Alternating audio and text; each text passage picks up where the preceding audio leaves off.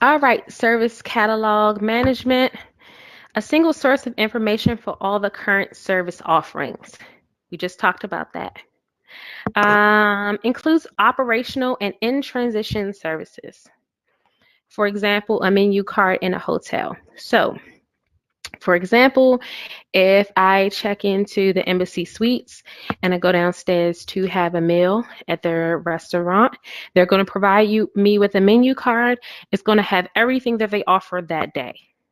It's not going to tell me, oh, yesterday we had soup, but we no longer have soup. That's of no use to me.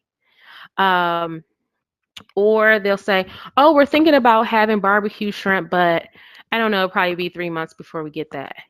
That's of no use to me. Typically, you're going to be provided with a menu card that has everything that's available that day.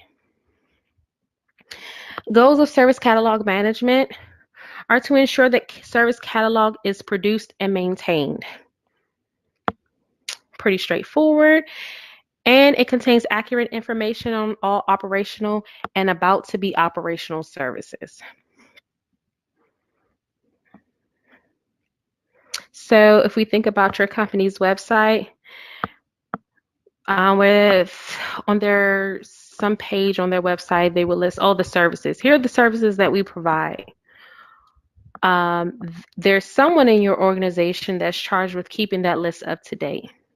So if we no longer have a contract with NOAA or State's Department or IBM, someone has to take that information down. We have to move it from our literature. We have to maybe transition it to a past performance or something like that. Service catalog is just concerned with what we're providing today. Objectives, obviously, create and manage the service catalog. Keep the service catalog up to date with the latest information. And continue improvement in management of service catalog. So once again, CSI activity, you're just updating all of the your service catalog, all of your literature, all of your marketing material with the latest information. Okay, service catalog versus the portfolio. So remember we talked about the portfolio. That's has your pipeline, your service catalog, and your retired services. So the service catalog is a part of the service portfolio. The portfolio depicts the services in their business value terms, i.e., why a customer would buy it from us. The catalog depicts what services you would like to offer a customer, which will be based on customer needs. So service portfolio would say things like award-winning restaurateur, uh, 5-star blah blah chef with blah blah blah experience and all of this. That's why a customer will buy it from us. The service catalog says we have crab cakes at $24.99. The service portfolio is not usually available to be viewed by customer or public, whereas the service catalog may be. So the portfolio is more protected by the organization, which makes sense, right? Even people within that organization is not going to have everyone in the organization at a business development meeting, right? There are going to be a limited amount of people that are involved in that process to get to see what are the opportunities that we're bidding on. What are the type of opportunities we're interested in, who we've been talking to, where we're trying to recruit people from. So no one really gets to see that information except a few people within that organization. Whereas the service catalog is just public knowledge. We don't care who knows what services we provide. And actually, we prefer that everyone know the services that we provide. And is there some sort of distinction that you can do within the portfolio where you say, like, yes, in the portfolio we have this chef, but behind the scenes of the chef, he's also got this super fancy sous chef that we don't want to know? Is that something that would be indicated so that there are aspects of the portfolio that you want externally communicated versus internally? Yes. So within the within the portfolio, typically anything that's in the pipeline, you don't want anyone to know.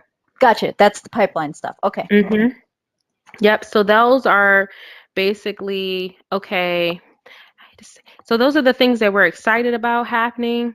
We don't want other people to know because we don't want other people to compete with us or know our strategy or know which way we're moving. So those are the things we have. Sometimes they're secrets. And so, like you said, like if there's a cool sous chef and he's in the background, we may not want everyone to know that.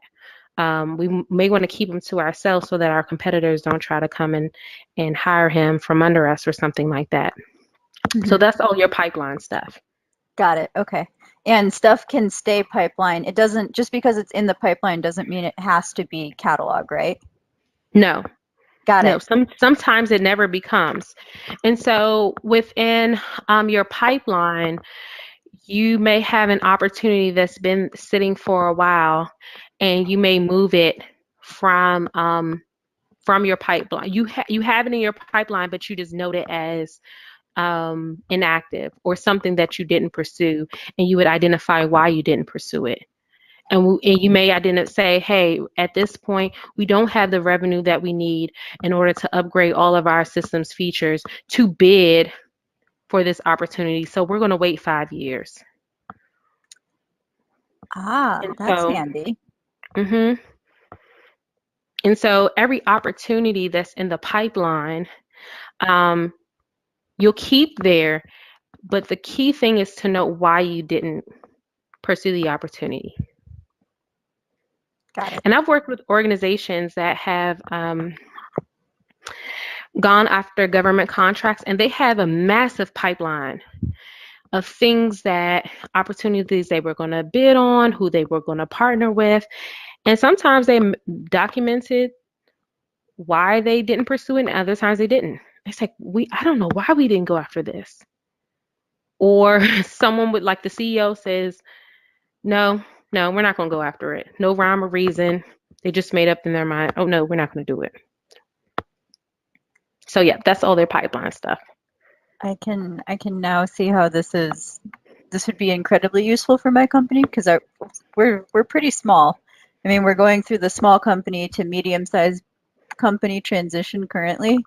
Mm-hmm. So there are like, when I joke around that one of the like most difficult things is like actually trying to assign a title to somebody. Like my behind the scenes title is window mannequin number 1.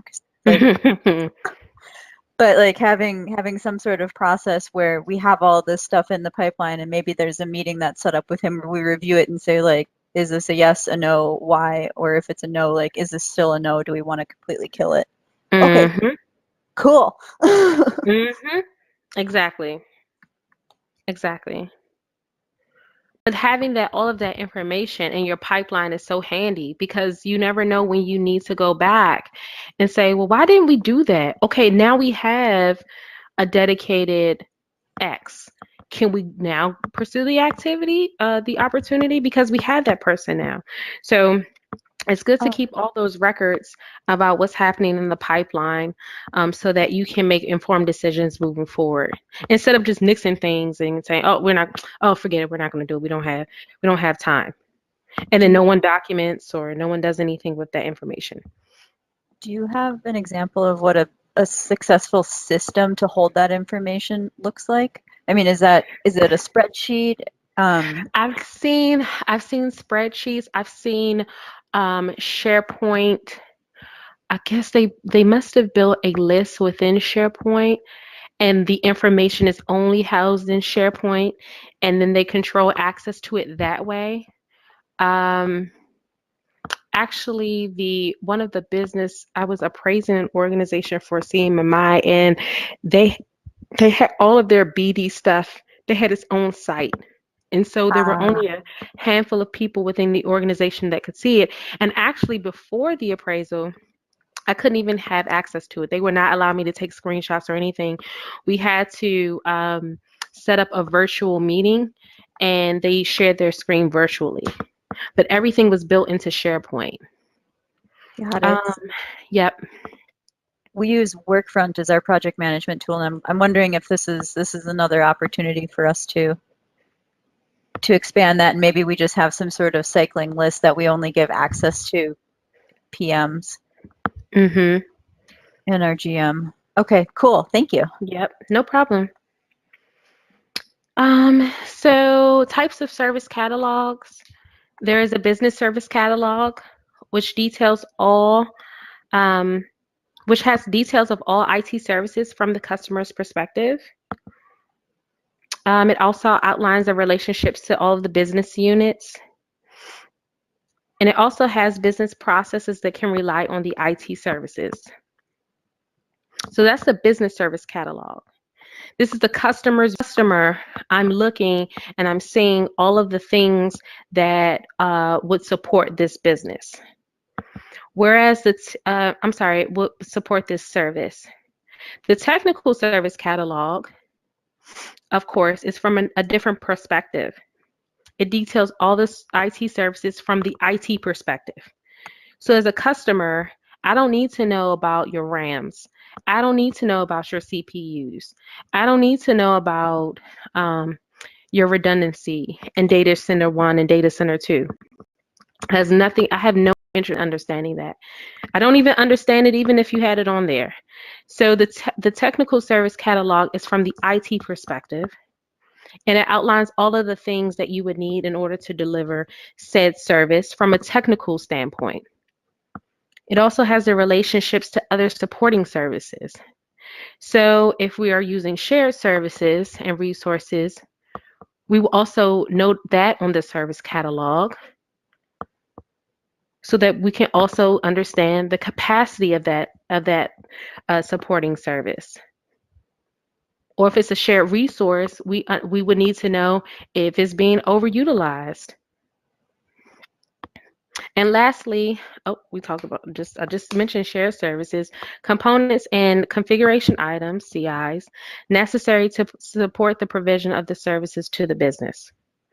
So what other types of things are we using from a technical standpoint that are shared across an organization or shared between the organization and a service and a client? So let's choose types of service catalogs. Okay, let me see. Go back. Okay, to view service catalog. So here in the service catalog, we have various business processes. And this is from the customer view. And we have services A through E. On the technical side, the services are organized from service 1 through 6, but you notice that the services here are aligned by technicality. So we talked about shared services, shared resources, shared tools. So that's how the services are organized. This is just a snapshot of what this would look like in real life. The technical view is going to be quite different from the customer's perspective. The customers only see services A through E. The customer would know that in order to get service E, you need services 1, 2, 4, 5, and 6. That's something that the technical team outlines.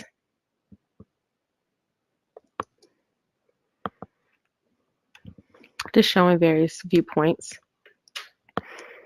A 3-view service catalog shows one major service catalog, a wholesale customer, a retail customer, and then a supporting service catalog view, which would be your technical view at the bottom. But it just shows that 2 organizations could utilize the same services, right? Wholesale customer 2 and retail customer 1 could essentially use the same service. And then how the view on the technical side is similar. It's still the same. It's organized by the technical functionality to support those services. So this won't necessarily be on your test, but It's just giving you a visual picture of, what that looks like.